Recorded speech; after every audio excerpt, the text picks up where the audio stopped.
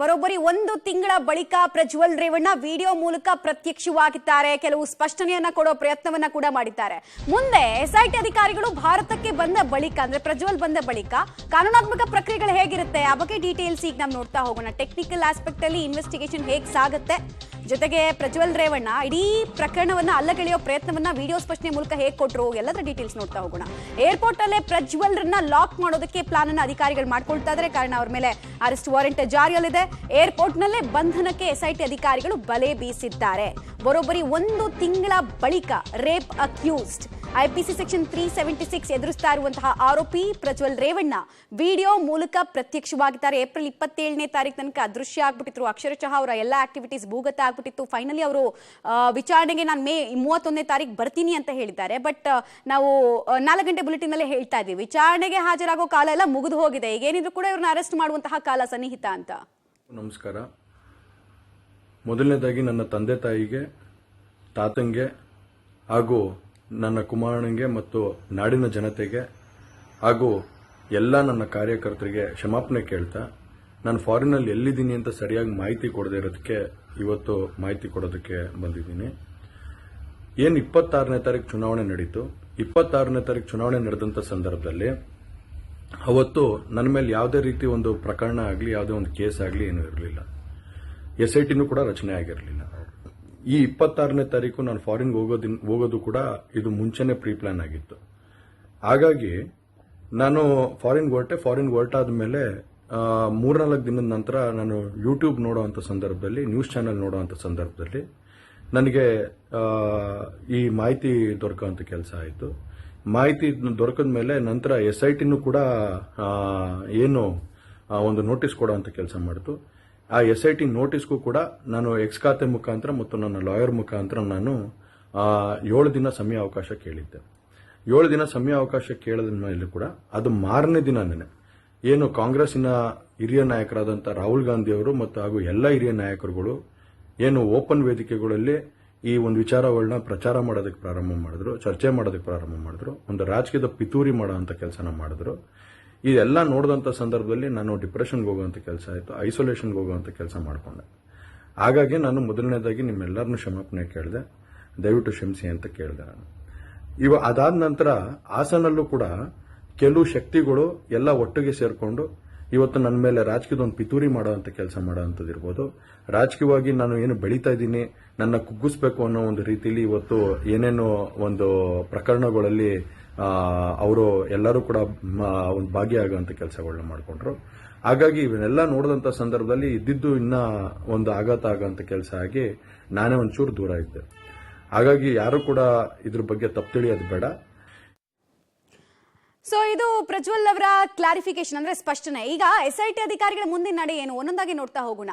Airport ನಲ್ಲೇ ಪ್ರಜ್ವಲ್ ರನ್ನ ವಶಕ್ಕೆ ಪಡೆಯೋ ತಯಾರಿಯನ್ನ ಎಸ್ಐಟಿ ಅಧಿಕಾರಿಗಳು ಮಾಡ್ತಾ ಇದ್ದಾರೆ. ಇನ್ಫ್ಯಾಕ್ಟ್ 1 ತಿಂಗಳಿಂದ ಅಲ್ಲೇ ಮುಖಾಮ್ ಕೂಡ ಹೂಡಿದ್ರು. ಯಾವಾಗ ಈ ಪೆನ್ ಡ್ರೈವ್ ಎಲ್ಲ ಸ್ಫೋಟ ಆಯಿತು ಆ ಸಂದರ್ಭದಿಂದ ಶುಕ್ರವಾರ ನಸುಕಿನ ಜಾವದಿಂದ ಇಡೀ ದಿನ ವಿಚಾರಣೆಗೆ ಒಳಪಡಿಸ್ತಾರೆ. ಒಬ್ಬ ರೇಪ್ ಅಕ್ಯೂಸ್ಡ್ ಅನ್ನ ಕಸ್ಟೋಡಿಯಲ್ ಇಂಟ್ರಾಗೇಷನ್ ಮಾಡೋದು ತುಂಬಾ ಇಂಪಾರ್ಟೆಂಟ್. ಆಮೇಲೆ ಇವ್ರ ಮೇಲೆ ಮೇಲಿಂದ ಮೇಲೆ ಲೈಂಗಿಕ ದೌರ್ಜನ್ಯ ಹಾಗೂ ಅತ್ಯಾಚಾರದ ಕೇಸ್ ಇರೋದ್ರಿಂದ ಕಸ್ಟೋಡಿಯಲ್ ಇಂಟ್ರಾಗೇಷನ್ ನ ಭಾಗವನ್ನ ಇಲ್ಲಿ ಮುಂದುವರಿಸ್ತಾರೆ. ಅಂದ್ರೆ ಬೇಸಿಕ್ ಕ್ವೆಶ್ಚನ್ಸ್ ಅನ್ನ ಕೇಳ್ತಾರೆ. ಇಷ್ಟು ದಿನ ಯಾಕೆ ತಲೆ ಮರೆಸ್ಕೊಂಡಿದ್ರಿ, ಯಾಕೆ ಹೋದ್ರಿ, ಯಾರ ಪ್ರಚೋದನೆ ಇತ್ತು ಅಂತೆಲ್ಲ ಕೇಳ್ತಾರೆ. ಶುಕ್ರವಾರ ಸಂಜೆಗೆ ನ್ಯಾಯಾಧೀಶರ ಮುಂದೆ ಅವ್ರನ್ನ ಹಾಜರುಪಡಿಸ್ತಾರೆ. ಅಂದ್ರೆ 24 ಗಂಟೆಗಳ ಒಳಗೆ ಈ ಆರೋಪಿಯನ್ನ ನ್ಯಾಯಾಧೀಶರ ಮುಂದೆ ಪ್ರೆಸೆಂಟ್ ಮಾಡಬೇಕು. ಪ್ರಜ್ವಲ್ ಮೇಲೆ 4 ಅತ್ಯಾಚಾರ ಪ್ರಕರಣಗಳು ದಾಖಲಾಗಿದೆ. ಐಪಿಸಿ 376 ಸೇರಿದಂತೆ 509 ಸೇರಿದಂತೆ ಅನೇಕ ಸೆಕ್ಷನ್ಗಳ ಗಂಭೀರ ಪ್ರಕರಣ ಇದು. ಸಾಕಷ್ಟು ಸಂತ್ರಸ್ತೆಯರು ಸಿಆರ್ಪಿಸಿ 164 ಅಡಿಯಲ್ಲಿ ಮ್ಯಾಜಿಸ್ಟ್ರೇಟ್ ಮುಂದೆನೇ ಹೇಳಿಕೆಯನ್ನು ದಾಖಲು ಮಾಡಿದ್ದಾರೆ. ಸೊ ಅವರು ಕೊಟ್ಟಿರೋ ಹೇಳಿಕೆ ಪ್ರಕಾರನೇ ಇವ್ರ ಇಂಟ್ರಾಗೇಷನ್ ಕೂಡ ಆಗುತ್ತೆ. ಅದಕ್ಕೆ ಇವ್ರ ವರ್ಜನ್ ಅನ್ನ ಕೂಡ ಪಡ್ಕೊಳ್ತಾರೆ. ಪೊಲೀಸ್ ಕಸ್ಟಡಿಗೆ ನೀಡುವಂತೆ ಅಂದ್ರೆ ಕಸ್ಟೋಡಿಯಲ್ ಇಂಟ್ರಾಗೇಷನ್ ನ ಪೂರ್ಣ ಪ್ರಮಾಣದ ಅಗತ್ಯ ಈ ಪ್ರಕರಣದಲ್ಲಿ ಇರೋದ್ರಿಂದ ಪಿಸಿಗೆ ಕೇಳ್ತಾರೆ ಜಡ್ಜ್ ಮುಂದೆ ಎಸ್ಐಟಿ ಅಧಿಕಾರಿಗಳು. ಅದು ಎಷ್ಟು ದಿನ ಅನ್ನೋದು ಡಿಪೆಂಡ್ ಆಗುತ್ತೆ. ಬಹುತೇಕ ಶುಕ್ರವಾರವೇ ಪ್ರಜ್ವಲ್ ರನ್ನ ಪೊಲೀಸ್ ಕಸ್ಟಡಿಗೆ ಪಿಸಿಗೆ ವಹಿಸುವಂತಹ ಸಾಧ್ಯತೆ ಇರೋದ್ರ ಬಗ್ಗೆ ಕೂಡ ಈ ಕ್ಷಣಕ್ಕೆ ಮಾಹಿತಿ ಇದೆ. ಆ ಬಳಿಕ ಸ್ಪಾಟ್ ಮಹಜರ್ ಪ್ರಕ್ರಿಯೆ ಸೇರಿದಂತೆ ಕಾನೂನಾತ್ಮಕ ಪ್ರಕ್ರಿಯೆಗಳನ್ನ ಕೂಡ ನಡೆಸಲಾಗುತ್ತೆ. ಅಂದ್ರೆ ಕ್ರೈಮ್ ಸೀನ್ ಎಲ್ಲಿ ನಡೆದಿದೆಯಲ್ಲ ಅಲ್ಲಿಗೆ ಇವ್ರನ್ನ ಕರ್ಕೊಂಡು ಹೋಗ್ತಾರೆ. 14 ದಿನಗಳ ಒಳಗಾಗಿ ವಿಚಾರಣೆಯನ್ನ ಮುಗಿಸುವಂತಹ ಸಾಧ್ಯತೆ ಕೂಡ ಇದೆ. ಒಂದ್ ಕಡೆಗೆ ಸರ್ಕಾರ ಕೂಡ ಕೇಳ್ತಾನೆ ಅಂತಾನೆ ಇದೆ, ಫಾಸ್ಟ್ ಟ್ರ್ಯಾಕ್ ಅಲ್ಲಿ ಮುಗಿಸ್ಕೊಡಿ ತನಿಖೆಯನ್ನ ಅಂತ ಹೇಳಿ. ಸೊ 14 ದಿನದೊಳಗಡೆ ಮುಗಿಸಬಹುದು ಅನ್ನೋದು ಲೆಕ್ಕಾಚಾರ. ಬಳಿಕ ಜಡ್ಜ್ ಮುಂದೆ ಹಾಜರುಪಡಿಸಿ ನ್ಯಾಯಾಂಗ ಬಂಧನಕ್ಕೆ ಮನವಿಯನ್ನ ಮಾಡಿಕೊಳ್ಳುವಂತಹ ಸಾಧ್ಯತೆ ಕೂಡ ಸದ್ಯಕ್ಕೆ ಎಸ್ಐಟಿ ಅಧಿಕಾರಿಗಳ ತಯಾರಿಯ ಭಾಗವಾಗಿ ಕಾಣಿಸ್ತಾ ಇದೆ. ಬಹುತೇಕ ಪ್ರಜ್ವಲ್ಗೆ ನ್ಯಾಯಾಂಗ ಬಂಧನ ಫಿಕ್ಸ್ ಆಗೋ ಸಾಧ್ಯತೆ ಇದೆ. ಬಿಕಾಸ್ ನಾನ್ ಬೇಲೆಬಲ್ ಸೆಕ್ಷನ್ಸ್ ನ ಅಡಿ ಇವರನ್ನ ಫಿಟ್ ಮಾಡ್ಲಾಗ್ತಾ ಇರೋದು. ಅಂದ್ರೆ ಇವರು ಅಲ್ಲಿ ಆರೋಪಿ ಇನ್ನೂ ಕೂಡ ಅಪರಾಧಿನ ಇಲ್ವಾ ಅದು ಕೋರ್ಟ್ ತೀರ್ಮಾನ ಮಾಡುತ್ತೆ. ಬಟ್ ನಾನ್ ಬೇಲೆಬಲ್ ಸೆಕ್ಷನ್ಸ್ ನಲ್ಲಂತೂ ಇದ್ದಾರೆ, ಈಸಿಯಾಗಿ ಅವ್ರಿಗೆ ಬೇಲ್ ಅಂತೂ ಸಿಗಲ್ಲ ಅನ್ನೋದು ಮೇಲ್ನೋಟಕ್ಕೆ ಗೊತ್ತಾಗ್ತಾ ಇರುವಂತಹ ವಿಚಾರ. ಡೀಟೇಲ್ಸ್ ಕೊಡ್ತಾರೆ, ನೇರ ಸಂಪರ್ಕದಲ್ಲಿ ಜಾಯಿನ್ ಆಗ್ತಾ ಇದ್ದಾರೆ ಮುರಳಿ.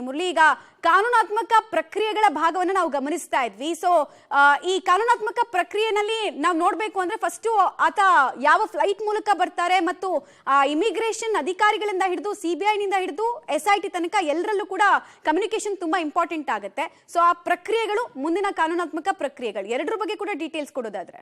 ಖಂಡಿತವಾಗಿಯೂ ಮಮತಾ, ಅಂದ್ರೆ ಈ ಪ್ರಕರಣಕ್ಕೆ ಸಂಬಂಧಪಟ್ಟಂತೆ SIT ಅಧಿಕಾರಿಗಳು ಯಾವ ರೀತಿಯಲ್ಲಿ ಕಾನೂನಾತ್ಮಕವಾಗಿ ಪ್ರಕರಣವನ್ನು ತೆಗೆದುಕೊಂಡು ಹೋಗಬೇಕು, ಜೊತೆಗೆ ಅವರ ವಿರುದ್ಧ ಹೊರಡಿಸಿರುವಂತಹ ಲುಕೌಟ್ ನೋಟಿಸ್ ಇರಬಹುದು, ಬ್ಲೂ ಕಾರ್ನರ್ ನೋಟಿಸ್ ಇರಬಹುದು, ಜೊತೆಗೆ ಈಗ ಅರೆಸ್ಟ್ ವಾರೆಂಟ್ ಕೂಡ ಆಗಿರುವಂತದ್ದು. ಕಳೆದ 1 ವಾರದ ಹಿಂದಷ್ಟೇ ಅವರ ವಿರುದ್ಧ ಅರೆಸ್ಟ್ ವಾರೆಂಟ್ ಆಗಿದೆ. ಅದಾದ ಬಳಿಕ ವಿದೇಶಾಂಗ ಸಚಿವಾಲಯಕ್ಕೂ ಕೂಡ ಒಂದು ಪತ್ರವನ್ನು ಕೂಡ ಬರೆದಿದ್ರು. ಅದು ಅವರ ಪಾಸ್ಪೋರ್ಟ್ ಅನ್ನ ರದ್ದು ಮಾಡಬೇಕು ಅಂತ ಹೇಳಿ, ಏನೋ ಪತ್ರವನ್ನು ಬರೆದ ಬಳಿಕ SIT ಅವರು ಪತ್ರವನ್ನು ಬರೆದ ಬಳಿಕ SIT ME ಅಧಿಕಾರಿಗಳು ಕೂಡ ಪ್ರಜ್ವಲ್ ರೇವಣ್ಣಗೆ ಒಂದು ಮಾಹಿತಿಯನ್ನು ಕೇಳಿರ್ತಾರೆ. ಅಂದ್ರೆ 10 ದಿನಗಳ ಕಾಲ ಕಾಲಾವಕಾಶವನ್ನು ಕೊಟ್ಟು ಸೋಕಾಸ್ ನೋಟಿಸ್ ಅನ್ನು ಕೂಡ ಕೊಟ್ಟಿರ್ತಾರೆ.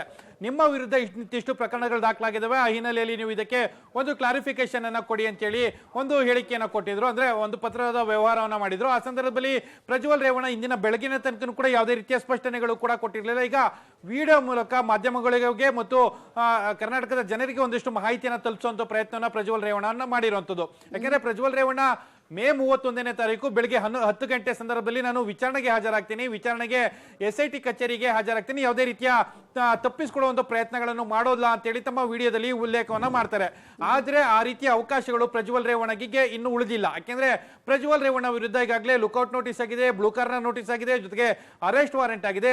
ಭಾರತದ ಯಾವುದೇ ಏರ್ಪೋರ್ಟ್ ನಲ್ಲಿ, ಅದು ಬೆಂಗಳೂರಿನ ಹೊರತುಪಡಿಸಿ ಬೇರೆ ಯಾವುದೇ ಏರ್ಪೋರ್ಟ್ ಅಲ್ಲಿ ಕೂಡ ಇಳಿದ್ರು ಕೂಡ ಅಲ್ಲಿನ ಇಮಿಗ್ರೇಷನ್ ಅಧಿಕಾರಿಗಳು ಅವರನ್ನ ವಶಕ್ಕೆ ಪಡೆದುಕೊಳ್ತಾರೆ. ಇದು ಇಲ್ಲಿಗೆ ಬಂದ ಬಳಿಕ ಅಂದ್ರೆ ಇನ್ನೊಂದೇನು ಪ್ರಮುಖವಾದ ಅಂಶ, ಯಾವ ಏರ್ಪೋರ್ಟ್ ನಿಂದ ಚೆಕ್ ಇನ್ ಆಗ್ತಾ ಇದೆ, ಯಾವ ಫ್ಲೈಟ್ ನಿಂದ ಫ್ಲೈ ಆಗ್ತಾ ಇದ್ದಾರೆ ಅಂತ ಹೇಳಿ ಇಂಟರ್ಪೋಲ್ ನ ಮೂಲಕ ಕೂಡ SIT ಅಧಿಕಾರಿಗಳಿಗೆ ಮಾಹಿತಿ ಬರುತ್ತೆ. ಯಾಕಂದ್ರೆ ಅದು ಬ್ಲೂ ಕಾರ್ನರ್ ನೋಟಿಸ್ ಅನ್ನು ಇಶ್ಯೂ ಮಾಡಿರೋ ಹಿನ್ನೆಲೆಯಲ್ಲಿ ಆ ಮಾಹಿತಿಗಳು ಕೂಡ SIT ಅಧಿಕಾರಿಗಳಿಗೆ ಬರ್ತದೆ. ಜೊತೆಗೆ ಅವರು ಯಾವ ಏರ್ಪೋರ್ಟ್ ನಲ್ಲಿ ಇಳಿತಾರೆ ಅಂತ ಹೇಳಿ ಅವರು ಫ್ಲೈ ಮಾಡೋ ಸಂದರ್ಭದಲ್ಲೇ ಗೊತ್ತಾಗುವಂಥದ್ದು.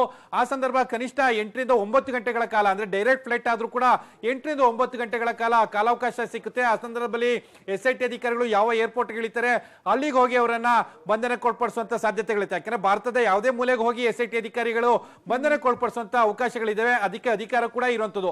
ಆ ಹಿನ್ನೆಲೆಯಲ್ಲಿ ಅವರು ಬೆಂಗಳೂರಿಗೆ ಬರ್ತಾರ ಅಥವಾ ಬೇರೊಂದು ರಾಜ್ಯದ ಏರ್ಪೋರ್ಟ್ಗೆ ಬರ್ತಾರ, ಇವೆಲ್ಲದ್ರ ಬಗ್ಗೆ ಕೂಡ ಮಾಹಿತಿಗಳನ್ನ ಕಲೆ ಹಾಕೊಳ್ತಾರೆ. ಮಾಹಿತಿಗಳ ಕಲೆ ಹಾಕೊಂಡ ಬಳಿಕ ಅವರು ಯಾವ ಏರ್ಪೋರ್ಟ್ಗೆ ಬಂದು ಇಳಿತಾರೆ ಆಗ ತಕ್ಷಣವೇ ಅವರನ್ನ ಬಂಧನಕ್ಕೆ ಒಳಪಡಿಸೋದು ನಂತರ ಮುಂದಿನ ಪ್ರಕ್ರಿಯೆಗಳು ಅಂದ್ರೆ ಅವರ ಹೇಳಿಕೆಗಳನ್ನ ಪಡ್ಕೊಳ್ಬೇಕು, ನ್ಯಾಯಾಧೀಶರ ಮುಂದೆ ಹಾಜರುಪಡಿಸಬೇಕು, ಪೊಲೀಸ್ ಕಸ್ಟಡಿಗೆ ಪಡ್ಕೊಳ್ಬೇಕು. ಅದಾದ ನಂತರ ಮುಂದಿನ ಅಂದ್ರೆ 4 ಪ್ರಕರಣಗಳಾಗಿರೋ ಹಿನ್ನೆಲೆಯಲ್ಲಿ ಪ್ರತಿಯೊಂದು ಪ್ರಕರಣಕ್ಕೂ ಕೂಡ ಪ್ರತ್ಯೇಕವಾಗಿ ಅವರನ್ನ ಪೊಲೀಸ್ ಕಸ್ಟಡಿಗೆ ಪಡ್ಕೊಳ್ಳುವಂಥದ್ದು ಮತ್ತು ಮಾದರ್ ಪ್ರಕ್ರಿಯೆ ಇವೆಲ್ಲ ಸಹ ಕೂಡ ಮುಂದಿನ ಹಂತ. ಆದ್ರೆ ಈಗ ಸದ್ಯಕ್ಕೆ ಪ್ರಜ್ವಲ್ ರೇವಣ್ಣ ಮೇ 31ನೇ ತಾರೀಕು ಬರ್ತಾರ ಅನ್ನೋದು, ಯಾಕಂದ್ರೆ 7ನೇ ತಾರೀಕು ಕೂಡ ವಿಚಾರಣೆಗೆ ಬರ್ತೀನಿ ಅಂತೇಳಿ ನ್ಯಾಯಾಧೀಶ ಅಂದ್ರೆ ವಕೀಲರ ಮೂಲಕ ಒಂದು ಮಾಹಿತಿಯನ್ನ ಕೇಳ್ಕೊಂಡಿದ್ರು, ಆದ್ರೆ ಬಂದಿರ್ಲಿಲ್ಲ. ಈಗ ಬರ್ತಾರ ಅನ್ನೋ ಕುತೂಹಲ ಈಗ ಮನೆ ಮಾಡಿರುವಂತದ್ದು. ಮಮತಾ, ರೈಟ್, ಧನ್ಯವಾದ ಮುರಳಿ ತಮ್ಮೆಲ್ಲ ಮಾಹಿತಿಗಾಗಿ. ಒಟ್ನಲ್ಲಿ ಪ್ರಜ್ವಲ್ ಅವ್ರು ಹೇಳಿದ ಪ್ರಕಾರ ಮೇ 31ಕ್ಕೆ ಬಂದ್ರೆ ಈ ರೀತಿ ಕಾನೂನು ಪ್ರಕ್ರಿಯೆಗಳು ಸಾಗುತ್ತೆ.